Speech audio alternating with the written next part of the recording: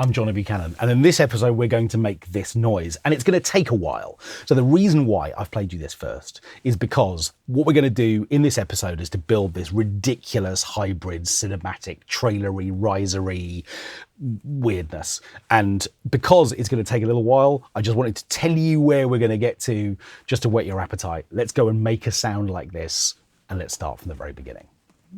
Now, in order to prepare for this, what I've done is to set up some instruments. And they are all available to you. They start with Logic's own Studio Strings Instrument.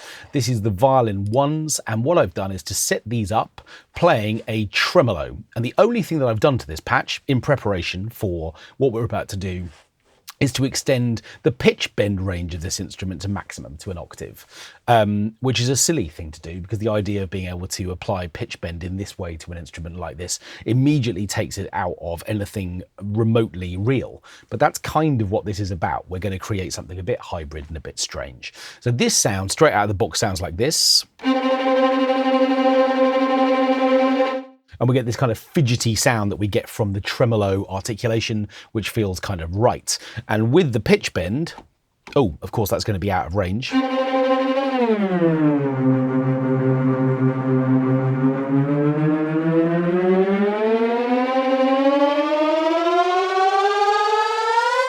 Well, I warned you about Celli. So we're going to build our riser here at bar 2, and there are a few resources waiting for us at the end, which I pre-prepared. We'll come back to all of that stuff. So I'm just going to drop in and record this Violin 1 tremolo note, 4 bars of this. The lowest note, by the way, I'm going to build this riser in C. The lowest note that the violin can play, playing a C, is C3, which is here. So this is the note I'm going to record.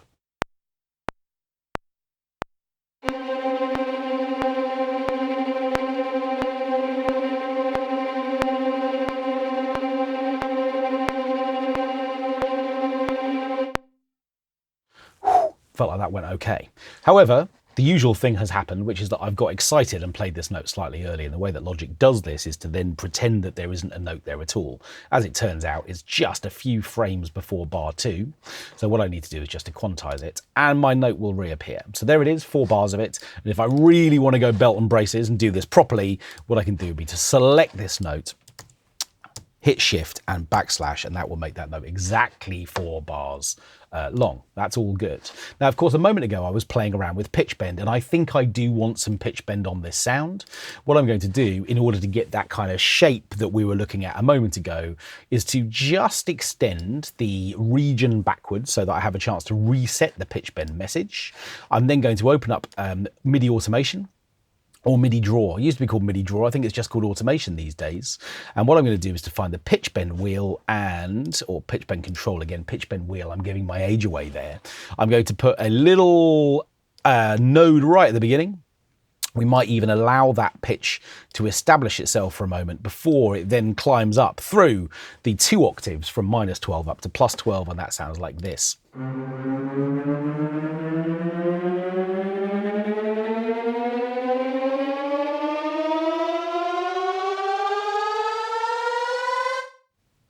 I think that's going to be a useful start. However, I think we can use a second version of this sound. Now, if I really want this sound to arrive at a C, that's the thing that I need to be keeping in mind. I need it to be arriving at a C. So what I'm going to do is I'm going to duplicate this part. I'm going to copy it down to the track below, exactly the same articulation with exactly the same pitch bend. But this time what I'm going to do within its pitch bend data is to have this note arrive at a C and stay there. So within the automation window, I'm going to come to pitch bend, and this time what's going to happen is it's not going to be allowed to arrive higher than 0. In other words, it's going to arrive at the point where C happens. But this time I'm going to take this note, I'm going to transpose it up an octave so that it's starting a note higher, an octave higher, I should say. And now what we're going to get is the octave below becoming this note. So effectively, the pitch bend range isn't going to travel across 2 octaves, it's going to travel across 1. And that sounds like this.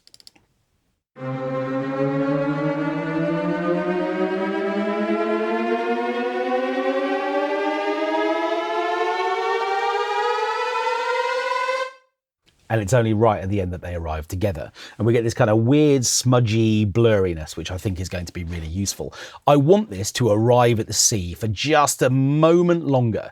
So in both sounds, what I'm going to do is to make sure that the pitch bend data kind of arrives at its destination just for that last beat. Let's hear that again.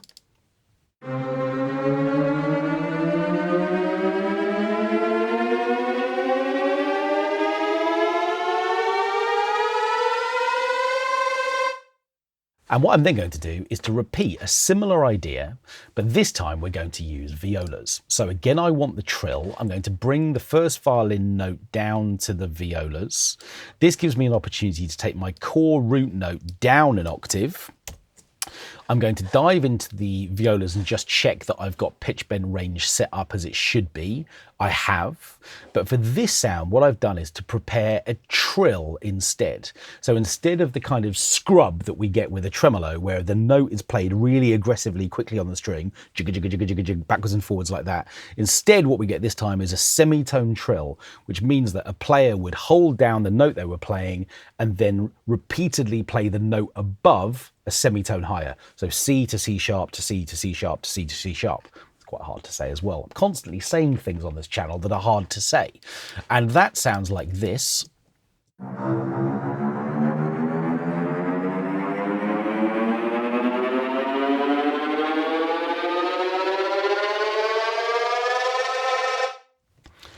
Which is completely stupid, but quite a lot of fun. Let's have a listen to those.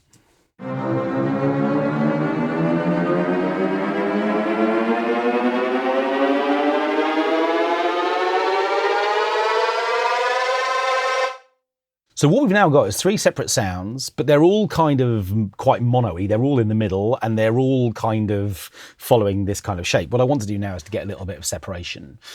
So what I'm going to do is I'm going to keep the violas in the middle. They're going to stay exactly where they are. What I'm going to do with the violin 1 tremolo, which remember is unfolding at kind of half speed from a pitch perspective, is I'm going to stereo pan it sort of mid-right. I'm going to stereo pan the first sound mid-left, and it sort of feels like we're already at the stage where all three of these sounds would really massively benefit from some reverb. So I'm going to select the first available auxiliary bus, which is bus 1, because we have no auxiliaries yet. And what I'm going to do is to go looking for something reverberant and quite big, which is going to give us that kind of slight sense of cinema, I suppose. So I'm going to come into Space Designer. We're going to come to a large space. It's sort of tempting to go to the warped spaces. It really is tempting. I've seen the names now. You know me, I'm a sucker for a name. Endless space, I think we've been there before.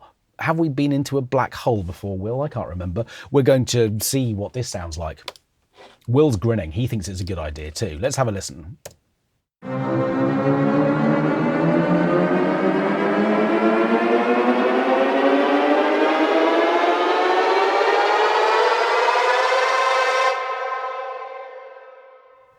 Oh, right, a little bit of kind of phasey wonder on the end. I'm not sure how I feel about that. Well, let's just go with it for now. Okay, so that's our first reverb. Something suggests we'll need more than just one, but it's giving us that sort of slight sense of space. In fact, sorry, I'm going to keep these all the same level. I'm going to select all three tracks and just bring them back. I want them to be kind of uniformly applied into the black hole that's a bit zippy and a bit weird. Okay, well, that's fine. It still feels now what we need is something really low to support that too. Cellos feel like they'd be a good idea.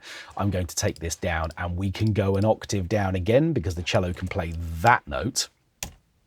And again, let's see what's going to work from a articulation perspective. So the one that I've loaded is tremolo again. So this is effectively going to track what the first violins are doing. Again, let's just check. Okay, good. I've got my pitch bend range set up again. So the cellos, let's label these properly, just applying the names of the tracks to those regions. And that is Shift and Option and N. What I'm going to do is to solo this one.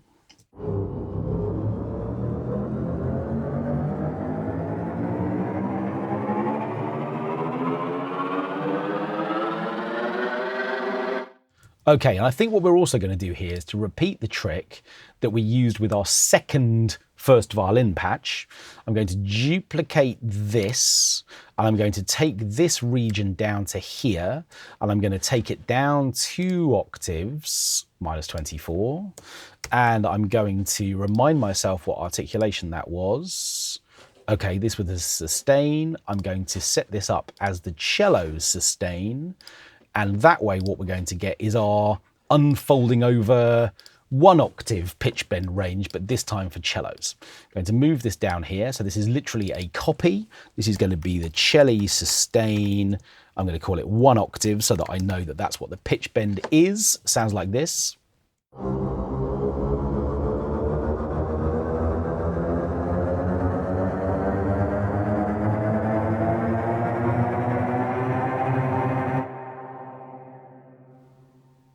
Good. Okay, so again, I think with these 2 cello parts, what we could do would be to again repeat our trick of taking 1 hard left and 1 hard right. And again, if this was a real orchestra, this is not where the cellos would be, but I think we stopped pretending this was a real orchestra some time ago, didn't we?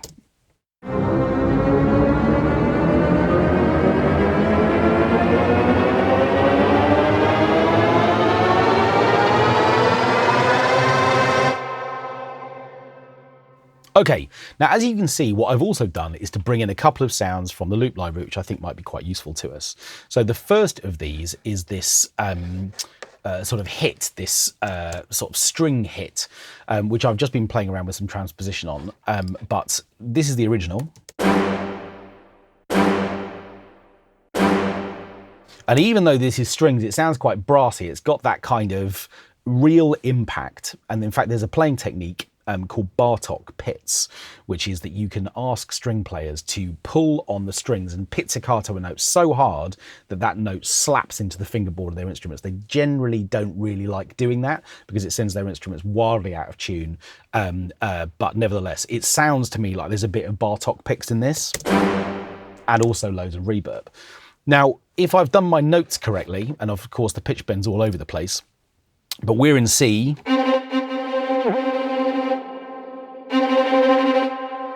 and this is a G, I think. So the reason I was playing around with transposition was to see whether or not I can sort of transpose this down to a C. So G down to C would be 7 semitones, which would be there. So what I'm going to do is to put this on the end like that, which is effectively going to produce the end of our riser, so we get to a point where that's sort of happening. And what I also want to do is to, again, in a slightly hybrid way, make sure that that's really happening, not just at this original pitch, but maybe an octave down as well. So we're already at -7, and so another octave would be -7, -12, so that's -19. So that gives us this noise here, which is totally ridiculous. It sounds a bit like a cash register, actually. But together, what's interesting is that the ear is drawn to the top end, so we sort of focus on the first one, and then the second one takes over from it. And actually, what might be quite fun, because of course it would be to go down another octave again, -19, -21, -31, if I've done my maths correctly. This really will sound silly. Now, I'm not interested in the beginning of this, but I'm wondering whether what we might do would be to pinch the front off it, put it back in position, and then have it fade, so we get the kind of low-end rumbly weirdness on the end of it. Now, one thing that's useful to know in Logic is that I've just sort of taken an arbitrary amount off the front of this, and what I want to do is to put it back at the beginning of bar 6 where this sound needs to play. One useful key command is move the playhead into the place where you want to place the region, and then press this semicolon button, which is here, and it will place the sound at the playhead. Quite useful. And what I'm going to do is to put a little bit of a fade in on this sound here like this. So we just get all the rumbly wonder of that without all of the attack that's coming from the other two sounds. There it goes. We're going to need those to fade out so they don't click on the end, and they are definitely going to need a reverb all of their own. But I don't think that's the black hole. I think that's maybe something completely new. So we're going to send these into bus 2, and here I just kind of want something, well, who knows? You know me, as we've already established, seduced by the names. A large space, I expect. Maybe an outdoor space. The Tomb. I mean, yeah. Deep Canyon. Oh, I've lost it. Where did it go? Outdoor. I got so excited. Deep Canyon. Deep Canyon.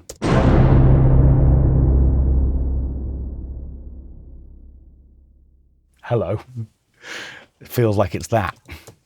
Again, Will's doing more than smile now. Now he's actually laughing. I think we might be in there. Okay, let's have a listen to this. I might put a little bit of the Canyon on the strings too, because you know what? It sort of feels like Christmas has come early, doesn't it?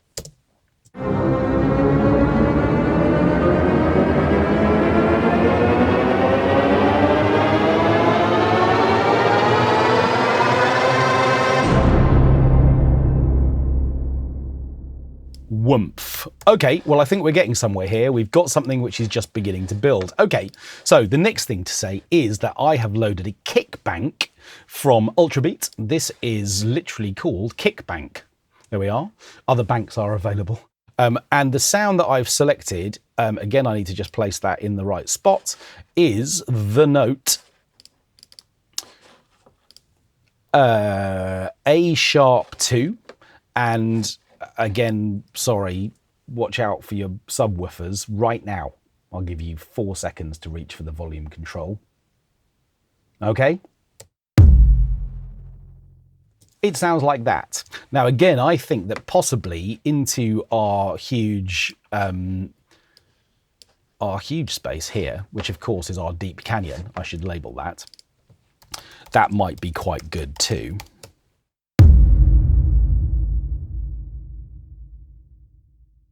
And it is. But what this gives us a chance to do by adding this amount of reverb is to do something interesting, I think, which is that I'm going to put a loop around 4 bars of just this individual hit. And what we're going to do is we're going to record the output channel of this bounce. So in other words, what I'm going to do is I'm going to print a version of this sound into this reverb, and it's then going to become something that we can use in its current form. So I'm going to press the bounce button, and what this is going to do is to give me the opportunity to do a real-time bounce. Remember, because I've put the loop around this section, what's going to happen is we're going to capture 4 bars of this from bar 6 to bar 10, and because I've soloed it, it's the only thing we're going to hear. But the crucial thing is I'm going to make sure that I'm adding this file to the project, which means it's going to be added to Logic's kind of bin of available audio samples for this project. So I'm going to press OK. And I just need to give it a name. And in fact, rather than putting in the bounces, I'm going to put it into the audio files for this particular project. I tend to try and put audio files in the audio files folder and mixes of the tracks that I'm working on in the bounces folder. Maybe that's just me, but it keeps it neat and tidy. So this is going to be our big boom.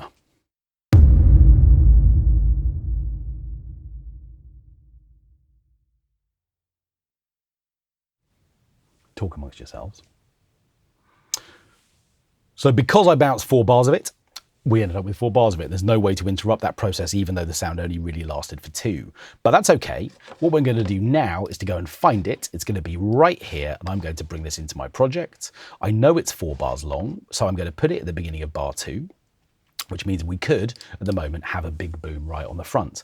But you've probably already guessed that what I really want to do with this sound is to double click on it, open up its file, come to functions and reverse it.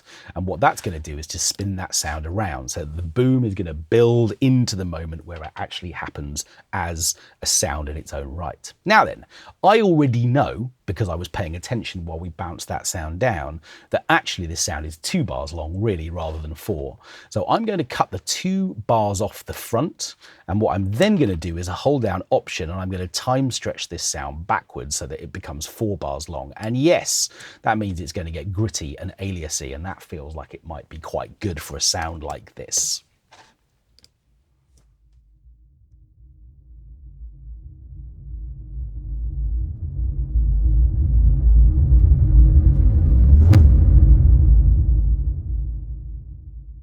Now then, those with keener ears will have noticed we get this kind of double slap. We get the end of the kick drum, which remember is now backwards, and so therefore the attack, the transient, is at the end of that rather than at the start. And so we get this little moment where we get ding, where the two things happen right next to each other. That's one giving way to the other. Now, I don't need the one on the end of the reversed file. So what I'm going to do is to come in here, I'm going to ever so slightly shift that late so that we cut the transient off. I'm going to put the playhead at bar 6. I'm then going to go Command T, which is going to split that. What does T stand for? Trim? I suppose it's trim. I suppose it's trim, but split really, isn't it? Anyway, there we are. I'm going to throw away the little end piece on the end that I don't need. I'm going to select this sound. I'm going to put a tiny little fade out on the end so that it doesn't click. 5 milliseconds will do. And now I think that will be slightly smoother.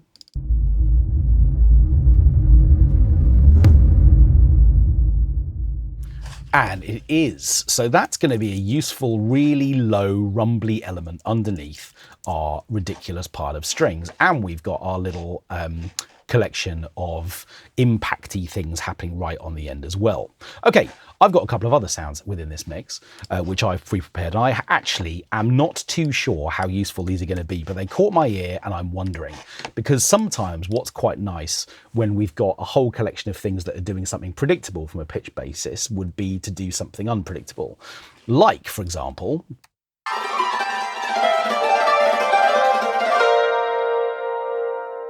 taking a sound like this and doing something weird with it, and to see whether or not this could work potentially as well.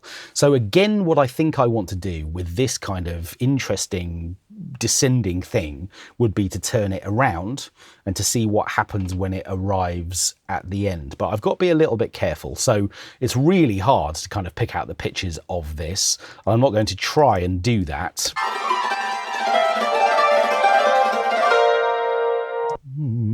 But that note feels like it's worth detecting.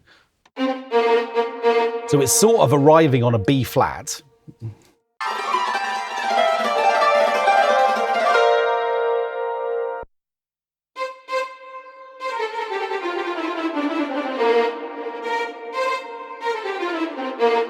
Feels like it's doing sort of something a bit like that, which is kind of a C major scale, but with a flat 7 in it, a B flat.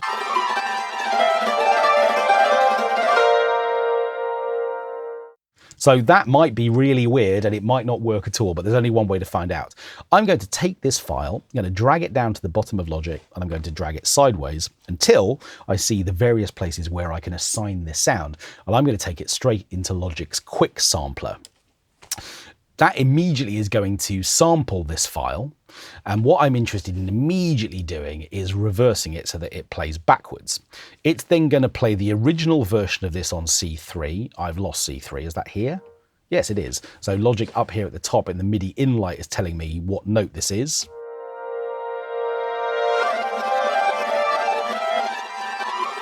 There it goes. What does it sound like down here?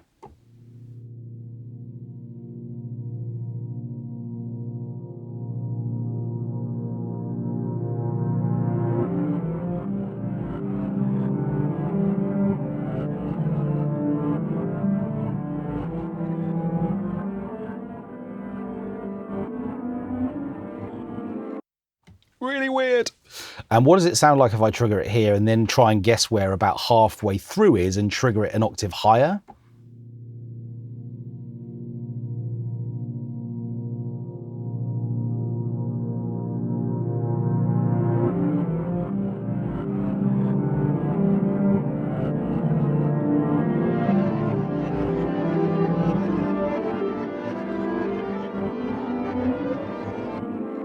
I nearly got that right. So the sample is currently 5.3 seconds long. So if I'm, well, it's a bit over that. So if I make it exactly 5.3 seconds long, I've set myself some complicated maths.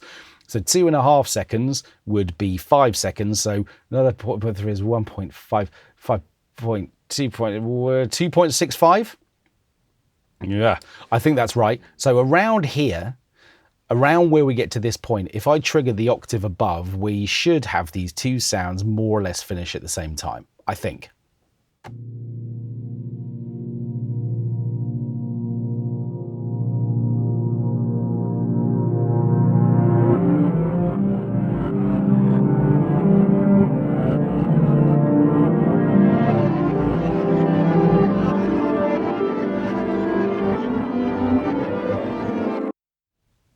That was pretty good, wasn't it?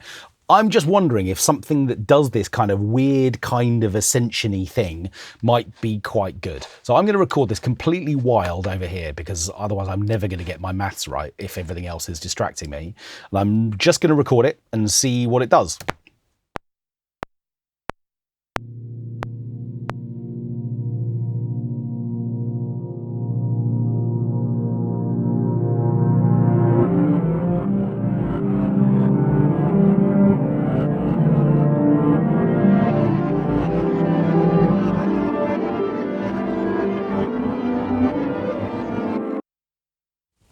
Less good that time, but never mind, not to worry. What I'm going to do is I'm going to open this up. Again, what I need to do is I need to quantize the first note so that it's actually within the region. And what I'm also going to do is to very roughly guess. So if this is the lowest note, this is then the same note playing at twice the speed an octave higher, which means that if I was to do that again, another octave higher, and very roughly I'm going to visually guess that that is about the halfway point there-ish. That gives us this.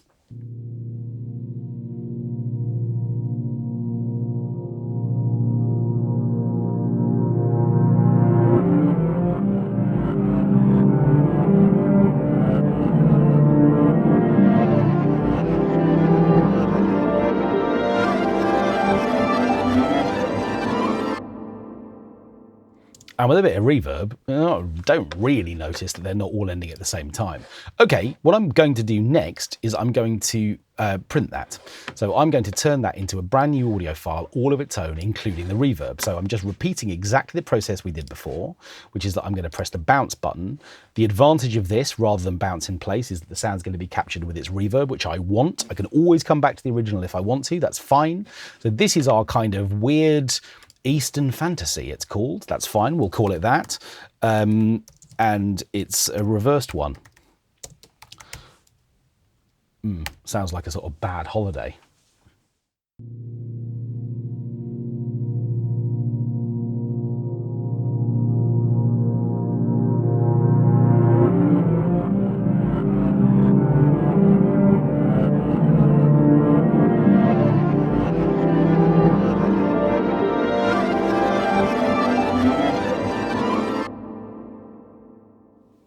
There's all the reverb.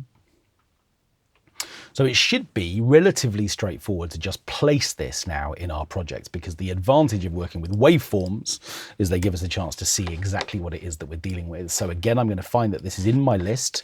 I can just drag this into my project. And what I'm going to discover, I think, is that finding the end of this is not going to be too complicated.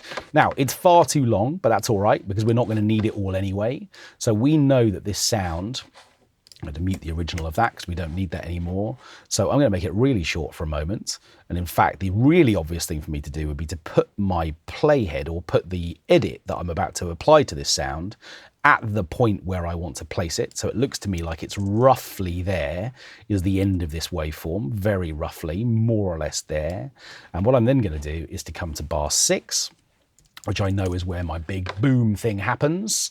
I'm then going to place that moment of the audio there, and then I'm going to drag backwards out of that point to the beginning of bar 2, and then what I'm going to do is to put a fade in on this sound so that effectively it kind of creeps in after everything else. So just using the fade tool there, and let's see what that sounds like. Okay, and let's see what it sounds like with everything else.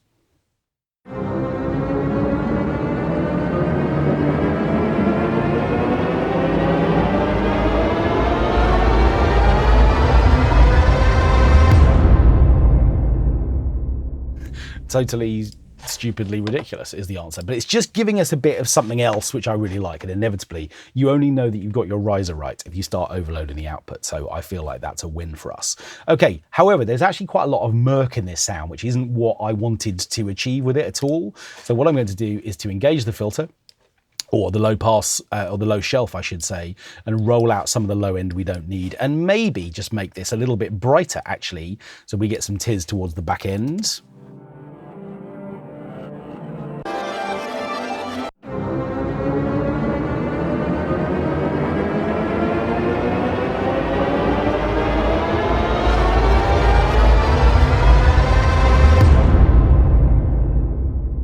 Well, that's sort of fun.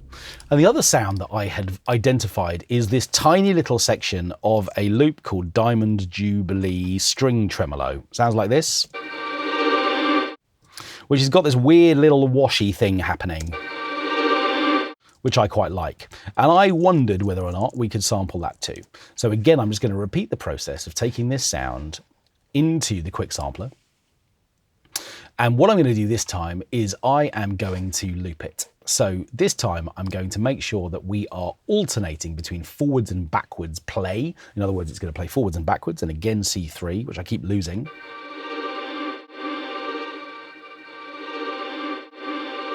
Is the place where this sound is going to start and stop. But you can hear that if I loop the entire sound, we get this kind of weird sort of hole at either end where the sound actually stops. So I'm going to cut into the waveform at both ends. And what I'm then going to do is to set up my loop with some crossfade. And what that should do is to give me a slightly smoother thing. It's not going to matter too much because we're going to be playing multiple octaves of this sound too.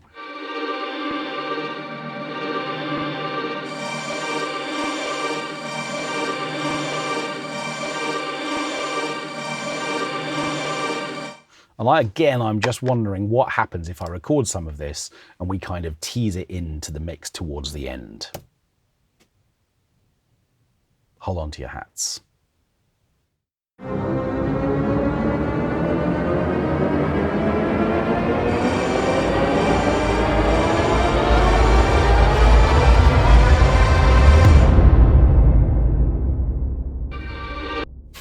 And there's the original. There we are. Okay, let's mute that because we definitely don't need that anymore. So again, I kind of like the weird detuniness of this, but of course what we're going to need in order for it to make sense is that firstly it's going to need to stop absolutely on that downbeat. So firstly I'm going to just chop into the MIDI to make sure that I'm cutting the ends off those notes. That's going to be quite good, I think.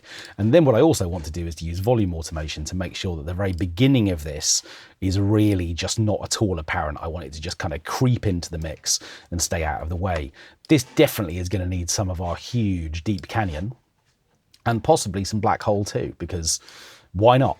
So let's go there. It doesn't matter that they're the wrong way round, but what I might do with a sound like that would be to quite rapidly auto-pan it. So we could, for example, set up a sort of 16th note. This might be very weird, but we'll give it a go. So this is just going to take this sound and have it zip from left to right really quickly.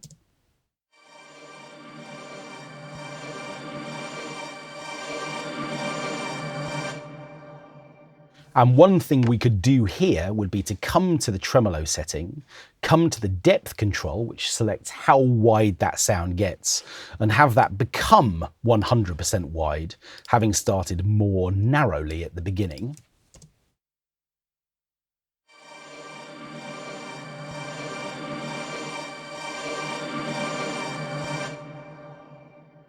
Let's see what that sounds like with everything else.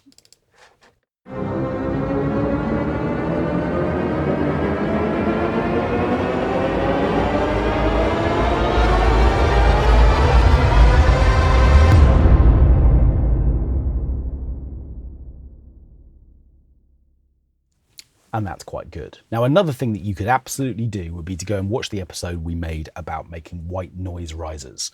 Another way of looking at building cinematic risers. And everything we looked at in this video, you could remake in here and add some white noise effect to the kind of more orchestral based riser that we've built this time round. And actually combining those techniques will give you the mother of all risers. So that might be an interesting place to go as well. But here what we've done is to look at a whole range of techniques for taking kind of organic sounds. And I'm not a huge fan of Logic's Studio Strings, but in this context where we're kind of massively distorting their pitch range and turning them into something weird anyway, sort of almost doesn't matter quite so much that they're not the best sounding orchestral samples. But if you have even better sounding orchestral samples available, you might find that applying these techniques with the sorts of pitch bends that we are using might work really nicely. And if it turns out that the libraries that you're using, by the way, don't allow you to extend pitch bend range, hopefully you know what to do, which is, of course, record a really long note, take them into Logic Sampler and apply pitch bend control there instead.